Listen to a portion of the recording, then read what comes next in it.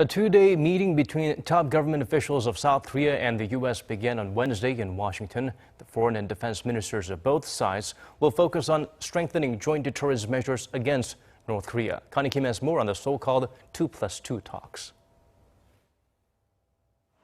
South Korea's foreign and defense ministers have kicked off their official visit to Washington by paying tribute at the Korean War Veterans Memorial.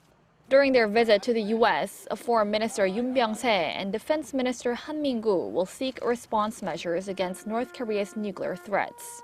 A so-called 2+2 meeting will be held on Wednesday with the two South Korean ministers and their U.S. counterparts, Secretary of State John Kerry and Defense Secretary Ashton. Topping the agenda are ways to bring out a strong UN Security Council resolution and formulate additional ways for Seoul and Washington to further pressure Pyongyang. We'll focus on putting our heads together to ensure the sanctions on North Korea are the strongest they can be. Minister Yun and Secretary Kerry are set to hold a joint press conference following their talks. On the following day, the two defense chiefs are set to discuss Washington's extended deterrence over South Korea, under which the U.S. will mobilize all of its military assets to defend the country in a time of crisis.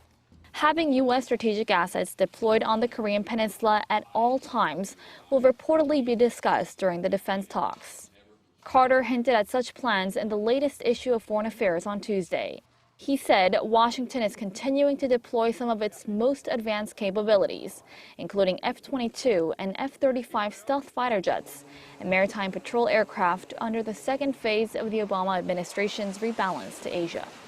In response, North Korea ramped up its rhetoric, saying Seoul and the presidential office of Cheongwade will be burned to the ground if there are signs of preemptive strikes from South Korea and the U.S.